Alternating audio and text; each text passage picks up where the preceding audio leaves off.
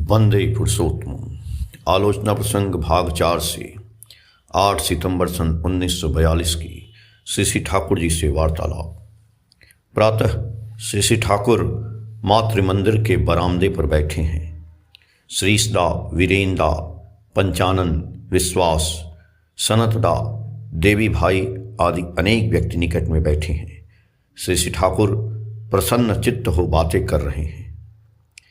रविदा नामक एक बहिरागत सत्संगी भाई ने कहा, ठाकुर, मैं खूब सावधान रहता हूँ एवं दवा भी खाता हूँ, तो भी बीमारी से रिहाई नहीं पाता हूँ। क्या कारण है? इसके रिहाई पाने का रास्ता बता दें तो मैं उस रास्ते पर चलने की चेष्टा करूँगा।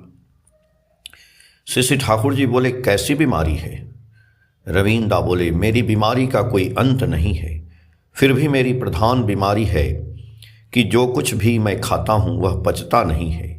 बीच बीच में बुखार लग जाता है, माथा सर्वदा भारी लगता है, बार बार सर्दी लग जाती है और भी अनेक तरह की शिकायत है।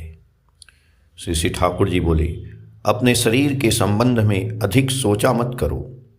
हर समय छिन्न रहने से स्वास्थ्य और भी खराब हो जाता है और हर समय जब भूख लगे तो खाया करोगे, कभी भर पेट नहीं खाओगे। कौन सी चीज़ खाने से पेट ठीक रहता है, अपने मन के मुताबिक सब कुछ देख सुनकर ठीक कर लेना चाहिए। किसी तरह भी लोभ को अपने अंदर स्थान नहीं देना। जिस चीज़ को पेट बर्दाश्त नहीं कर सकता है उसे नहीं खाओगे। खाने के बाद थोड़ा गोल मिर्च के साथ नमक मिलाकर चबाकर खाया करोगे। प्रत्येक दिन सुबह में थानकुनी पत्ता खाओगे। पेट ठीक रहने पर बहुत कुछ अच्छे रहोगे और पुदीना को पीस कर खाओगे तो उससे पेट भी अच्छा रहेगा और सर्दी खांसी भी नहीं होगी। सदाचार पालन करते रहोगे, जिसके तिसके हाथ का खाना नहीं खाओगे, दुकान में भी नहीं खाओगे और इस तरह चलोगे जिससे मन का बैलेंस, समता बना रहे। मन पर चोट पड़ने से अनेक समय स्वास्थ्य खराब हो जाता है। उपयुक्त मात्रा में नियमित नाम ध्यान करने से मन का स्थैर्य बहुत बढ़ जाता है। उससे जीवन में आघात व्याघात पड़ने पर मनुष्य का सहसा दिल नहीं टूटता है, मन चंगा रहता है। मन चंगा रहने पर स्वास्थ्य भी अच्छा रहता है। मन को चंगा रखने के लिए याजन की तरह दूसरी दवा नहीं है। याजन में मनुष्य अपने आप को भुला बैठता है, जिससे स्वास्थ्य भी अच्छा हो जाता है। वह गुलाबी नशा की तरह होता है और सभी बातों में संयम होना चाहिए। रविंदा बोले, मैं प्रवृत्ति के वेग को कम ही रोक पाता हूँ। श्री श्री ठाकुर जी बोले, काम, क्रोध, लोभ, मद, मोह, मात्सर्य ये खटरिपु जिसके जितना काबू में नहीं है, उसका शरीर मन उतना ही निश्चित रूप से गड़बड़ रहेगा। जिसका सेक्स लाइफ, यौन जीवन जितना अनएडजस्टेड, अनियंत्रित है, उसका संपूर्ण जीवन उतना ही विशृंखल होता है। मैं तो समझता हूँ कि और दूसरी प्रवृत्तियाँ काम के ही विभिन्न ऑफशूट डालियाँ हैं। मनुष्य की आदर्श निष्ठा और दाम्पत्य जीवन, यदि यह दो दिशा ठीक रहे तो वह इन प्रवृत्तियों से बहुत बच सकता है। उसके द्वारा ही काम सुनियंत्रित होता है। यदि काम नियंत्रित हो तो अन्यान्य प्रवृत्तियां सही रास्ते पर आ जाती हैं। इसलिए दीक्षा तथा विवाह दोनों विधि के अनुसार होना चाहिए। यदि गुरु आचरण सिद्ध आचार्य न हो तो मनुष्य की भक्ति साधारणतः सार्थक नहीं हो सकती है। इसीलिए जहाँ तहाँ दीक्षा नहीं लेना ही समीचीन है। हाँ, यह भी ठीक है कि अनेक ऐसे अच्छे कुलगुरु हैं जो दीक्षा के समय यह कह देते हैं, अभी मौजूदा मेरे बताए हुए पथ पर चलो, बाद में जब सद्गुरु मिलें तो उन्हें ग्रहण करना। सद्गुरु संधानी बनकर ऐसी दीक्षा ग्रहण कर अनुशीलन करने से काम चल सकता है और विवाह भी सोच विचार कर करना चाहिए। यदि लड़के तथा लड़कियां के वंश, व्यक्तित्व और प्रकृति में सामंजस्य नहीं रहे तो वैसे विवाह से न स्वामी ही सुखी हो सकता है और न स्त्री ही। यदि दाम्पत्य प्रणय प्रस्फुटित न हो तो सिर्फ काम लेकर स्वामी या स्त्री के जीवन में परितृप्त नामक कोई चीज नसीब नहीं होती है। हृदय में सिर्फ रहता है हाहाकार और शून्यता। सारी प्रवृत्तियां उग्र रूप धारण करती हैं। न वे स्वयं शांति पाते हैं और न दूसरों को ही शांति पहुंचा सकते हैं। स्वयं निस्तेज तथा शक्तिहीन हो पड़ते हैं। स्फूर्ति नहीं रहता है, आनंद नहीं रहता है, रुग्ण, कुटिल और इंद्रिय परवश हो जाते हैं। संतानादि भी ऐसी धारा को वहन कर चलते हैं। वहाँ लॉन्गेविटी, परमायु और एफिशिएंसी, दक्षता धीरे धीरे घटती जाती है। अनेक विवाह से कितनी बर्बादी हुई है इसकी कोई सीमा नहीं है।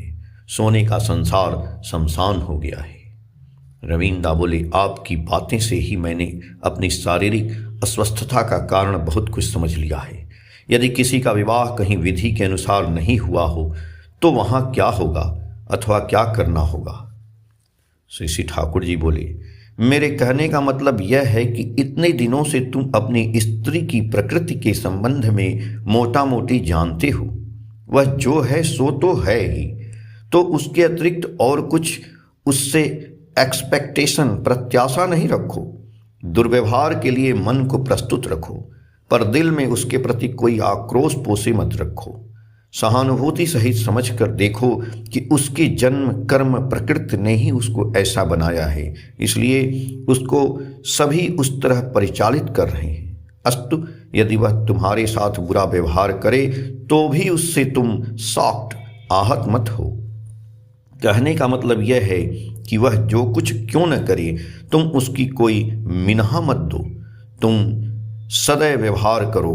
यदि देखोगे कि उससे और भी झगड़ा बढ़ रहा है तो इंडिफरेंट, उदासीन रहो, या प्रयोजन होने पर बाह्यतः थोड़ा रूढ़ भी हो सकते हो, किंतु सिर्फ अभिनय की भंगिमा में ऐसा होना चाहिए। मन को उसके द्वारा अफेक्टेड, विचलित होने मत दो। उससे भी बुरे व्यवहार को सहने के लिए अपने मन को प्रस्तुत रखो एवं अपने को सौभाग्यवान समझोगे, क्योंकि वह तुम्हारे साथ और भी बुरा व्यवहार नहीं कर रही है। यदि इस तरह उदारता, सहानुभूति, त्याग, तितिक्षा और ज्ञान की दृष्टि तुम्हारे अंदर खुल जाए तो देखोगे कि तुम्हारे दिल पर भी उतनी चोट नहीं पहुंचेगी एवं स्वास्थ्य भी उतना खराब नहीं रहेगा। यदि तुम अपनी स्त्री के व्यवहार में कोई परिवर्तन भी लाना चाहते हो तो उसी रास्ते से ही परिवर्तन लाने की संभावना अधिक है। तुम्हारी स्त्री खराब है एवं तुम अच्छे हो, या तुम खराब हो, तुम्हारी स्त्री अच्छी है। मैं इस बात को मानने के लिए कतई तैयार नहीं हूं। मुझे तो ऐसा प्रतीत है कि तुम लोगों में प्रकृतिगत सामंजस्य नहीं है, एक दूसरे को बर्दाश्त नहीं कर सकते हो, जिसके फलस्वरूप टंटा खड़ा होता है। यदि तुम इतना सोच विचार कर चलो तो एक दिन तुम्हें उसका अच्छा फल मिलेगा ही। हाँ, और भी एक बात है, जब तक विशेष रूप से वह सॉलिसिटेड, अनुरुद्ध न हो, तब तक तुम कभी सेक्सुअल इंगेज्ड, यौन संसर्गों में लिप्त न होंगे। यदि विवाह विधि अनुसार नहीं होता है तो संतान भी अच्छी नहीं होती है। चाहे कोई भी व्यक्ति कितना भी बड़ा क्यों न हो, यदि उसका विवाह अच्छी जगह पर न हो तो उसके द्वारा कभी सुसंतान का जन्म नहीं हो सकता है। उसकी मृत्यु के साथ ही साथ उसकी साधना की धारा प्रायः लुप्त होकर रहती है। पर ऐसी भी बात नहीं है। जो गुणग्राही या भक्त व्यक्ति हैं उनके माध्यम से भी अनेकों की साधना की धारा दीर्घ काल तक रक्षित नहीं रह सकती, फिर भी उपयुक्त संतान संतति रहने पर रक्त की धारा रक्षित रहती है एवं शादी विवाह तथा शिक्षा दीक्षा की गड़बड़ी न हो तो अनेक सद्गुण वंश परंपरा में प्रवाहित होते रहते हैं। और जहाँ ऐसी बात नहीं है, फिर किसी खास समय में चाहे किसी वंश या जाति की जितनी उन्नति क्यों न हो, वह अधिक दिनों तक टिकी नहीं रह सकती है। रवींद्र बोले, मैं इतिहास का विद्यार्थी हूँ। मराठों के इतिहास पर जब गौर करता हूँ तो आपकी ऐसी बात बिल्कुल ठीक झंझती है। शिवाजी ने मराठों को सर्वप्रथम संघबद्ध तथा सुगठित किया। उन्होंने उसके बाद मराठा राज्य कायम किया। प्रबल प्रतापी मुगल सम्राट औरंगजेब हजारों चेष्टा के बावजूद शिवाजी को परास्त नहीं कर सका। यह ठीक है कि शिवाजी के पीछे गुरु रामदास थे। शिवाजी ने जिस तरीके से अफजल खां को मारा, बीजापुर वाहिनी को तहस नहस कर दिया, शाइस्ता खां को खदेड़ दिया, अहमदनगर और सूरत देशों को लूटा, यह पढ़ने पर कहानी प्रतीत होती है। शिवाजी आगरा में बच्चों सहित बंदी होकर भी जिस कौशल से भाग निकले, यह मामूली चतुराई का परिचायक नहीं है। सचमुच उन्होंने मुगलों के दांत खट्टे कर दिए। राज्य के शासन, सैन्य परिचालन, जनता के सुख सुविधा तथा उन्नति यानी हर तरफ उनकी नज़र रहती थी। सभी संप्रदायों पर उनकी समान दृष्टि रहती थी, इसीलिए सभी उनकी श्रद्धा करते थे। मराठा जाति को उन्होंने एक नए आदर्श की ओर उद्बुद्ध कर उनमें एकता स्थापित की।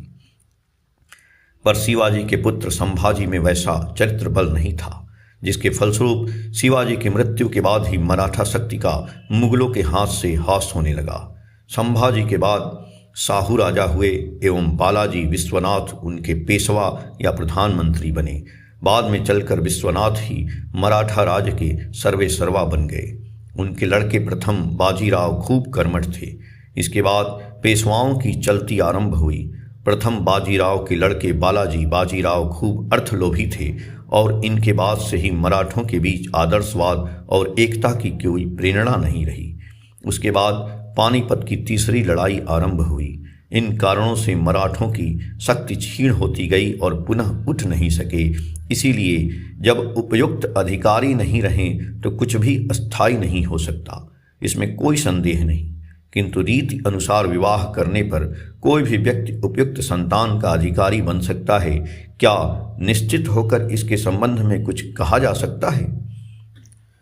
सीसी ठाकुर जी बोले, रीति अनुसार विवाह करने का अर्थ है मनोवृत्त्यानुसारणी स्त्री प्राप्त करना।